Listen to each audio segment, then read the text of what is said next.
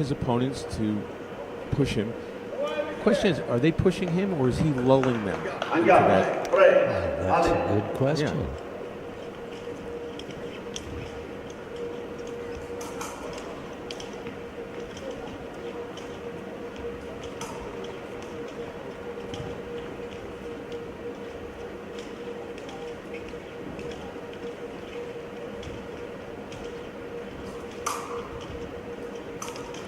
Got 2 pummelers out there.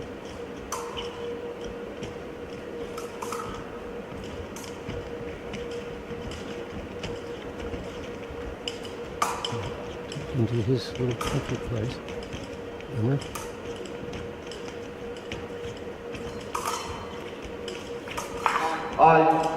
He's 1-0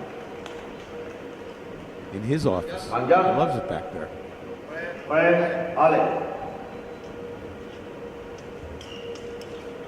It's so counterintuitive to want to go back there because you can't retreat anymore once you're back to the end like that. So you're limiting your own options. But he has evidently used this as an advantage.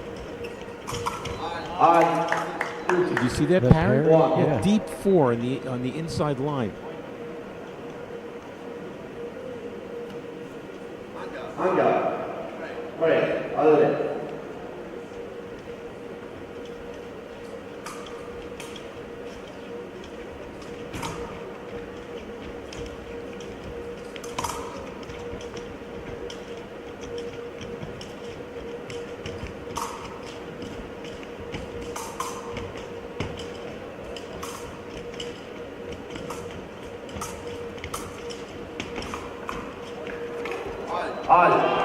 Wow, I'm surprised. What was that? They got stuck. I'm surprised the ref didn't call halt there.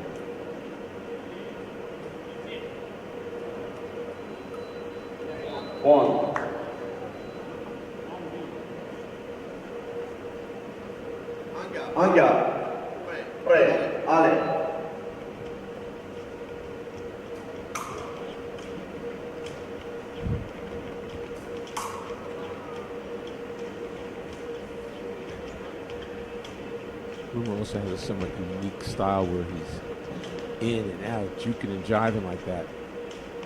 Herky jerky. Weird tempo.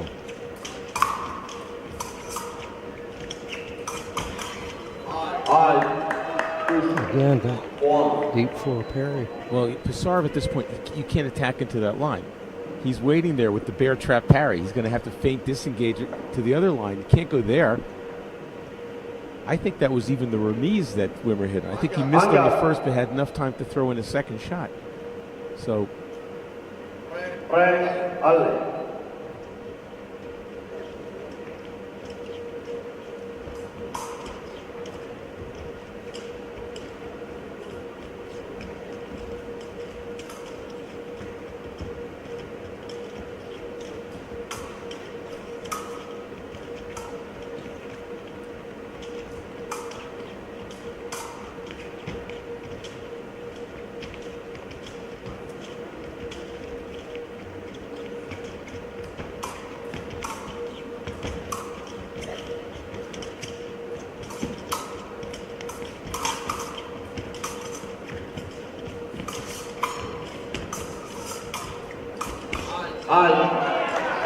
Okay, well, Cassar finally figured it out there.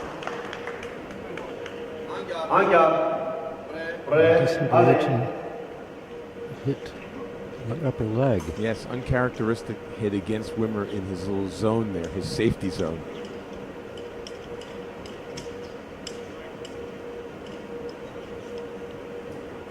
It goes under 10. We're going to get a break. Yep, they've done their little tap there saying that's the signal that, okay, we're going to go to the break. No one's attacking the other one by surprise. Thought he figured it out several times. But in the end, that's not what it was at all. So I think we have to get well into the second to see what's really going on here.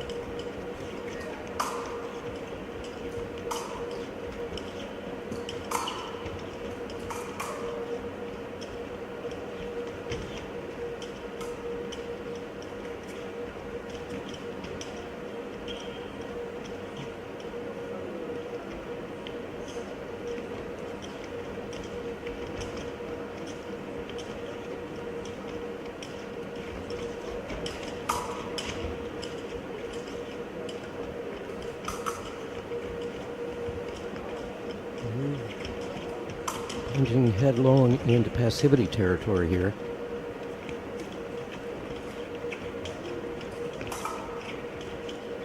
And there it is.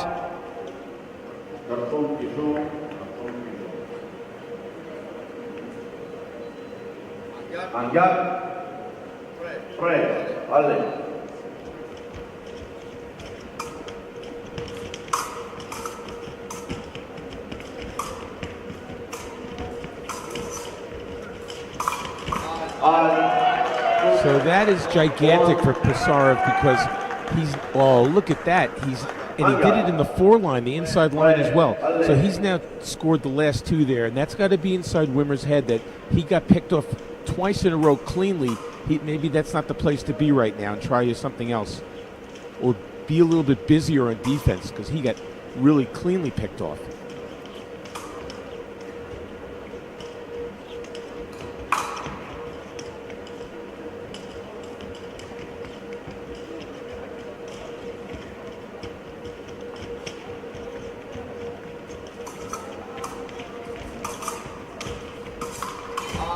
Three in a row for Pisarov. So he has adjusted. Now it's up for Wimmer. He has to readjust as well.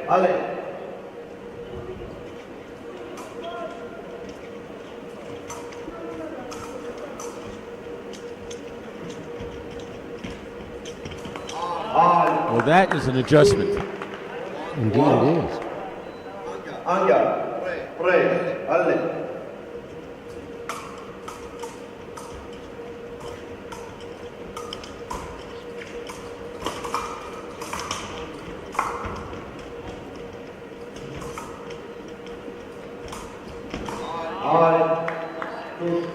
So 2 in the middle, 1 to the toe, and does he default back to his zone again? I think not. He got hit there 3 times in a row. Well, he seems to be perfectly capable anywhere he is on the piste. Well, no question about that. So you ask yourself the question, why doesn't he do that more, right? So he got back to the warning track and then came forward. Yeah.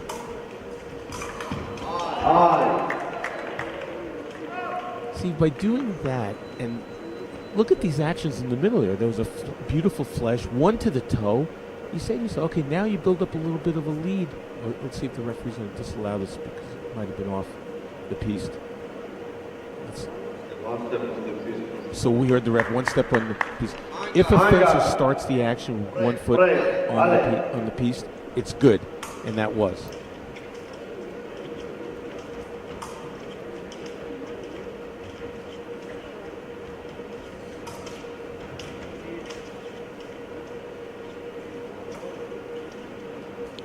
Clock goes under 10.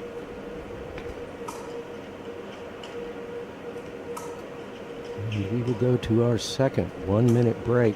6 for Nathaniel Wimmer. Pisarov.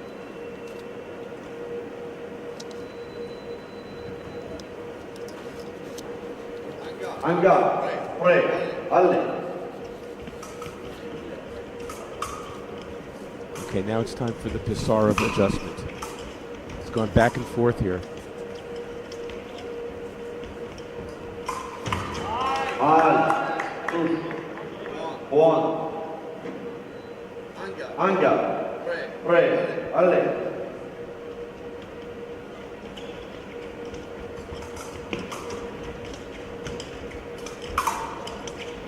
Feint to the toe again. And he's gone back. And then that deep 4.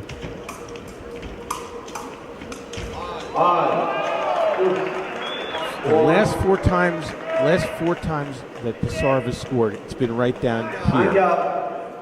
So I think it behooves Wimmer, who's been so successful in the middle, to continue that. Yeah. He's won the middle. And he needs to win the medal. Oh, finally you get to groan instead of me. Oh, he's going back there again.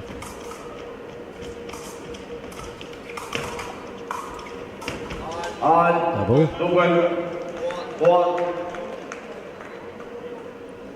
of the last 5 actions down there, Pisarov has 4 singles and a double. But because Wimmer now has a 2-touch lead, he can afford to play the double game.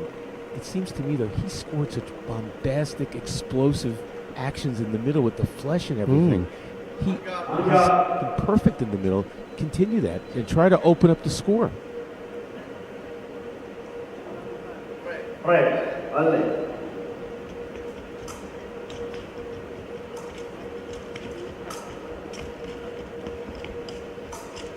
Pisarov has to continue to push like this. He has to be on his toes, though, not to get for that flesh attacks that he's been hit on a few times now.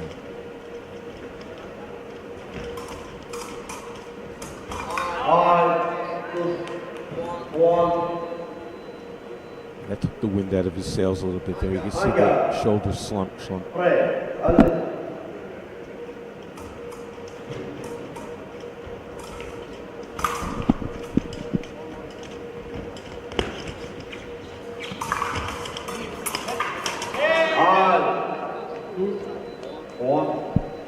Well, Wimmer has picked up the pace both with his quickness of his blade, the strength of his blade, his footwork. Ever since those 3 in a row down at his end of the piece, he's really picked it up. And it's now time for Pisarov to do the same.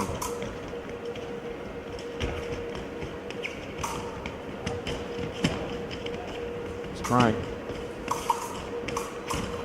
5, 2, 1.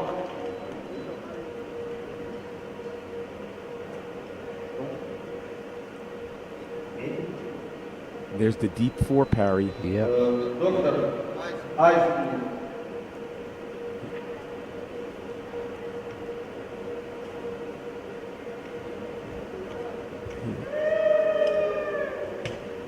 Hit in the hand or the forearm to bring in some ice. See if he has one more change in him here to see if he can get a few here.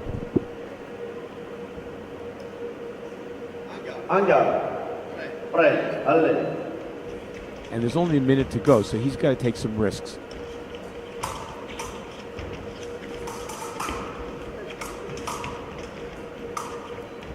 Double. Look at the busy handwork by Wimmer. When you talk about an active defense with him, he is in perpetual motion.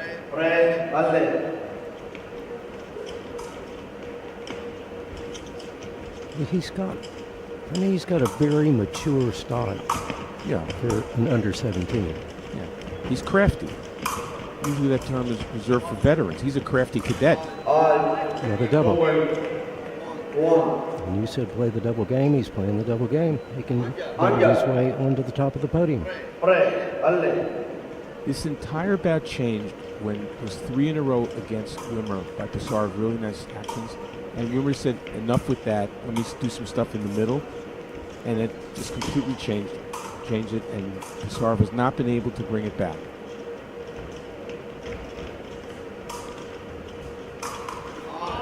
The double. It's quick. Hand is quick. Remises are quick. Parries are quick. 20 seconds remaining on the clock. 20 seconds remaining in this match.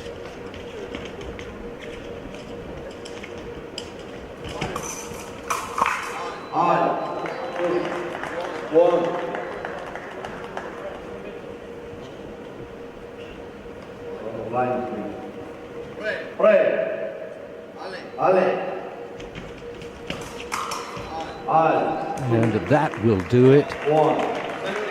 Big, strong attack on the blade. And Nathaniel Wimmer of the USA is our 2025 Cadet Men's Epee World Champion. How about that? He was seeded number 1 out of the pools, and he held that seed through, and he is one well-earned world champion, a crafty cadet, fences beyond his years. Well, that's one world champion crowned. Now we've got to do it all again.